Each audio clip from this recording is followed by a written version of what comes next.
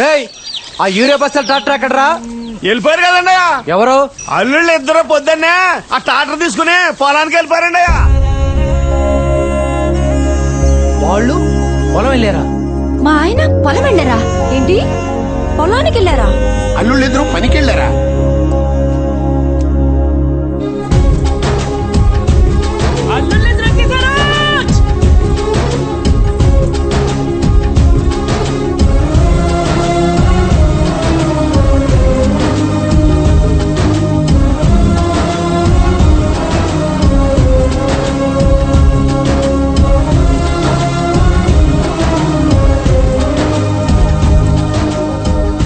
ఇదిగో చెరువు గట్టు పొలానికి మందు చల్లేసాం. మిగతా పొలానికి మందు సరిపోతుందో లేదో. ఎందుకైనా మంచిది ఇంకో లోటు తెప్పియండి.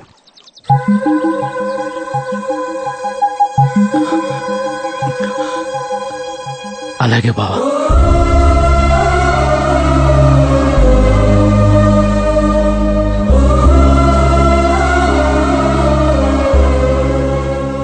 కూలోళ్ళు ఎదురు తక్కువ వచ్చారు. డబ్బులు ఇచ్చేటప్పుడు చూసుకొని.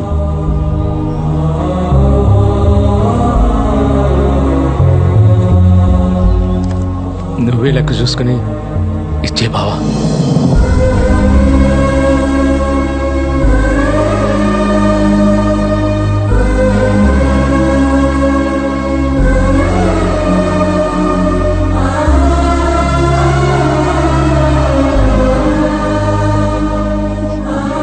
ఏంటైతే రోజు నేను పైకి నవ్వుతున్నా, లోపల మాత్రం చేస్తున్న పని ఇదేనే. ఇన్నేళ్ల బాధ దాచుకోవడం కష్టం.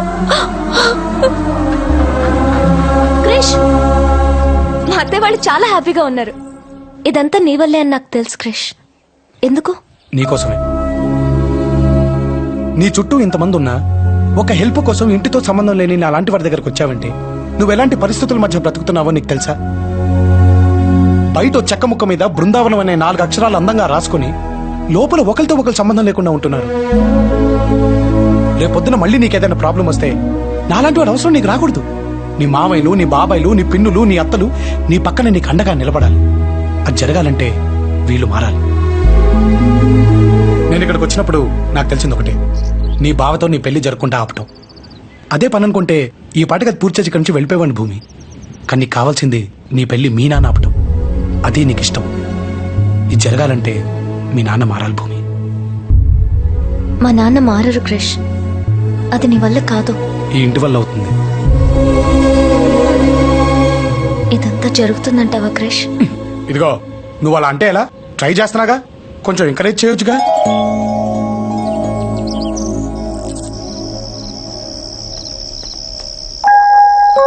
ఓహో, పని మీద ఉన్నావన్నమాట. రా మనవడా రా. మందేస్తావా? యాస్తా తాత, ఎప్పుడన్నా డిస్టర్బ్ అయినప్పుడు. నేను అంతేరా, అందుకే రోజు వేస్తా. ఏమైంది తాత? ఆస్తులు వాళ్ళతో పాటు నా కొడుకులు నన్ను కూడా పంచుకున్నారా. కోసి పంచుకోలేరుగా, అందుకనే నేను 6 నెలలు ఇక్కడ 6 నెలలు అక్కడ ఉంటా. వచ్చి 6 నెలలు అయిపోయిందిరా. రేపు చిన్నోడింటికి వెళ్తాను. అసలు ఏం జరిగింది తాత? ఏముందిరా, నేను 2వ పెళ్లి చేసుకోవడం పెద్దోడు తట్టుకోలేకపోయాడు. కొన్నేళ్లకు చిన్నాడు పుట్టాడు. కాలం గడిచిన కొద్దీ వాళ్ళిద్దరి మధ్యన దూరం పెరిగిపోయింది. ఆ తర్వాత నా పెద్దల్లుడు పెద్ద కొడుకు పక్కన చేరి ఆ దూరాన్ని వైరంగా మార్చేశాడు. చిన్నోడు ఆ ఊళ్ళో, పెద్దోడు ఈ ఊళ్ళో. నేనేమో ఇక్కడి జ్ఞాపకాలు అక్కడ, అక్కడి జ్ఞాపకాలు ఇక్కడ తలుచుకుంటూ ఇదిగో ఇట్ట బతికేస్తున్నాను. ఊరుకో తాత, 6 నెలలేగా, కళ్ళు మూసి తెరిచేలోకి అయిపోతాయి చూడు. నేను అక్కడే కన్ను మూస్తే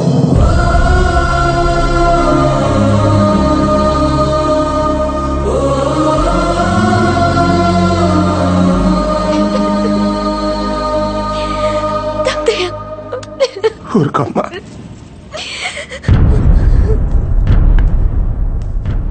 రేయ్, ప్రతిసారి చెప్పే మాటే కదా అనుకోకు. ఒకవేళ నేను అక్కడే పోతే ఈ పంతాలు పట్టింపులు పక్కన పెట్టి తప్పకుండా రా. ఎందుకంటే పెద్ద కొడుక్క నా తల కొరిగి పెట్టాల్సింది నువ్వేరా.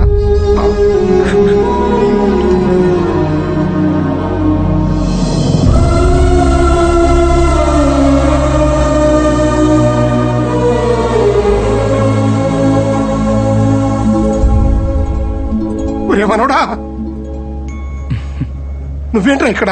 నన్ను ఇక్కడికి తీసుకొచ్చిందే నువ్వు తాత. నన్ను వదిలేసి వెళ్ళిపోతే ఎలా? అది కాదురా, నువ్వెప్పుడు దొరుకుతావా అని చూస్తున్నావు నా పెద్ద కొడుకు. నువ్వు ఆ ఇంటికి వచ్చావని తెలిస్తే రే అది చాలరా నేను ఇంటి నుంచి బయటికి గంటేయడానికి. అవన్నీ నాకు వదిలే తాత, నేను చూసుకుంటాను. అవును, నువ్వు ఈ రెండు ఊళ్ళ మధ్య షఫ్లింగ్ కొట్టకుండా నీ ఇద్దరు కొడుకులు కలిపేస్తా పోలే? అది నేను బతికుండంగా జరిగే పని కాదులేరా. జరుగుద్ది. నువ్వు నేను చెప్పినట్టు చేస్తావా? నువ్వు ఏది చెబితే దానికి సైరా మనవడా.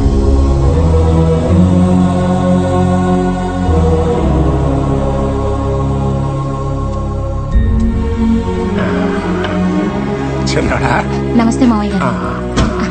పదనాయన నానా కృష్ణ,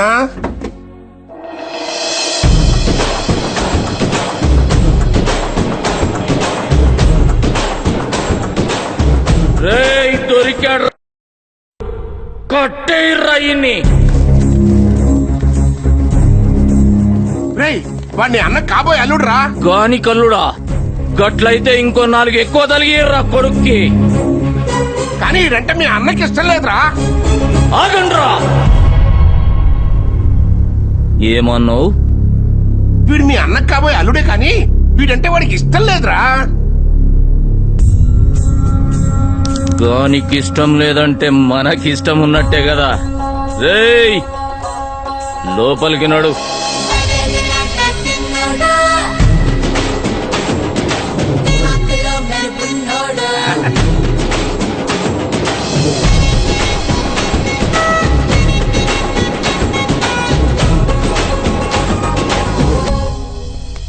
అమ్మా లక్ష్మి, మనోడా చిన్న కోడలు, తను మన పార్టీయే. ఈ రెండు కుటుంబాలు ఎప్పుడు కలుస్తాయా అని ఎదురు చూస్తూ ఉంటుంది పాపం. భోజనాలు రెడీ చేస్తాను మావయ్య. రేయ్ నువ్వు వీడికి వచ్చినవని వానికి ఎరకనా? ఈ పాటి వాడికి తెలిసే ఉంటుందిలేరా. తెలియకపోతే నువ్వే వానికి చెప్పు వీడికి వచ్చిపోయినా అని.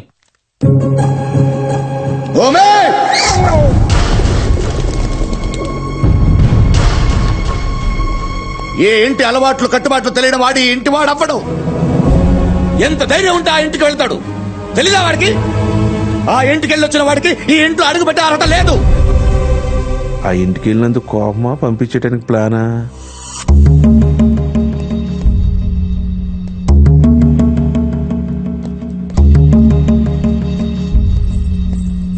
పెద్ద ఆయనకి ఛాన్స్ ఇచ్చేసాడు రా.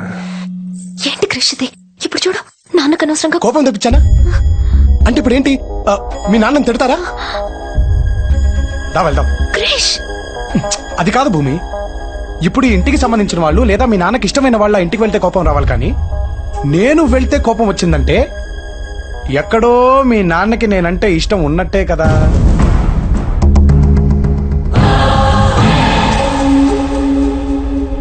ఇంకేంటి ఈయన పీకేది? అంతేనంటావా? మరి కాక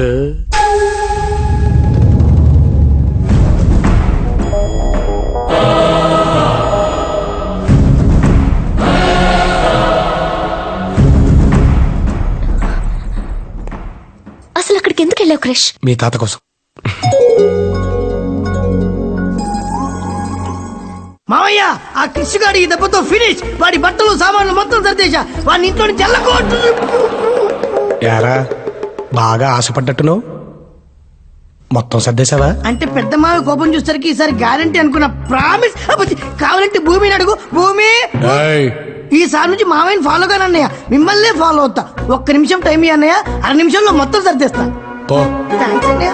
నేను చెప్తున్నాను కదక్క, ఖచ్చితంగా క్రిషే పడుంటాడు. నువ్వు విన్నైనా చెప్పు, ఖచ్చితంగా ఇదే పడుంటుంది. ఏంటో తెలుగు గొడవ? అవునే, మీ లవ్ స్టోరీ ఎలా స్టార్ట్ అయింది? నాకు లవ్ స్టోరీ ఉండాలి కదా. భూమి చెప్పు చెప్పవే చెప్పు. ఆ రోజు నేను బస్ స్టాప్ లో నించున్నాను. ఆ తర్వాత అప్పుడు వర్షం పడింది కదా. ఇలాంటి సీన్ లో వర్షం పడకుండా ఎలా ఉంటుంది అత్త? అప్పుడు నువ్వు ఒక్కదానివే ఉన్నావా? మీలాంటి ఫ్రెండ్స్ కూడా ఉన్నారు. ఎంత బాగుందో. అప్పుడు పెద్ద కారు వచ్చాగింది, అందులో క్రిష్. వాడు గుమస్తా కూడా కన్నావు కదే. అదే కార్ పక్కన స్కూటర్ ఉంది, దాని మీద క్రిష్. అప్పుడు చూసాడంటున్నాను. ఆ రోజు నుంచి ప్రతిరోజు బీట్లే. అది కాదే, ముందు ఎవరు పడ్డారు? తనే పడ్డాడు. అయ్యో పడ్డాడా? ప్రేమలో.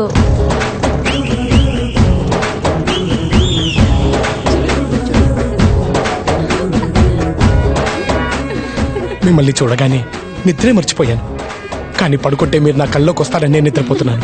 చచ్చిపోదాం అనుకున్నాను. అబ్బా! కానీ మీతో కలిసి ఉండాలనే ఆశతోనే జీవిస్తున్నాను. మీరు కాదంటే ఇక్కడే నా ప్రాణాలు వదిలేస్తాను. షూర్. తర్వాత ఏం చేసావే? నా వల్ల ఒక జీవితం పోవడం దేనికని ఓకేనా సార్? ఆ తర్వాత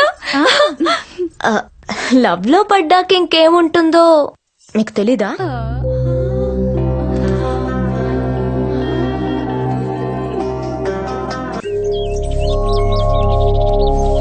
హాయ్ తాత. రారా మనవడా రా. ఏమైనా రాను డబ్బుకు విలువ లేకుండా పోతుందిరా. ఏమైంది తాత? ఏమైందేంటి, ఆడెవడో సురేంద్ర అంటరా దుబాయ్ లో 4,000 కోట్లు పెట్టి ఒక కంపెనీ కొన్నా అంట. ఆడు అనబాక తాత, బాధేస్తుంది. ఏ మీ నాన్నని ఎవడైనా ఆడు అంటే నువ్వు ఒప్పుకుంటావా? ఎందుకు కోరుకుంటా? అంటే ఈయన మా నాన్న. సారీరా, మొన్న ఇచ్చిన 500 నాకు ఇచ్చేసాయి. ఏం నాయనా 500 రూపాయలు అంటున్నావు? లేదురా, ఏమైనా ఈ ఆటలో నిన్ను గెలుస్తాను అన్నాడు. గెలిస్తే 500 రూపాయలు పందెము అంటున్నా. అంత పెద్ద కిలాడి వారా? చల్. నమస్తే అయ్యా. ఏం మళ్ళా నా కొడుకు ఎట్లా చదువుతుండు? గంతా మీద అయ్యా. ఆవ్, ఇప్పుడు ఏం చదువుతున్నావురా? సివిల్స్ కి ప్రిపేర్ అవుతున్నా అన్న. రేయ్, నువ్వేం చేస్తావు నాకు ఎరకలే. బాగా చదవాలి. మళ్ళా నా ముఖంలాగా నవ్వు ఎప్పటికీ గట్లనే ఉండాలి. పో. అట్లేనా? పోయేస్తామయ్యా. మీ దగ్గర పనిచేసేవాడినే ఓ అన్నలా మీరు చూసుకుంటున్నారు. మరి మీ తోడబుట్టినన్నయ్య గురించి? ఏ అన్నయ్యా?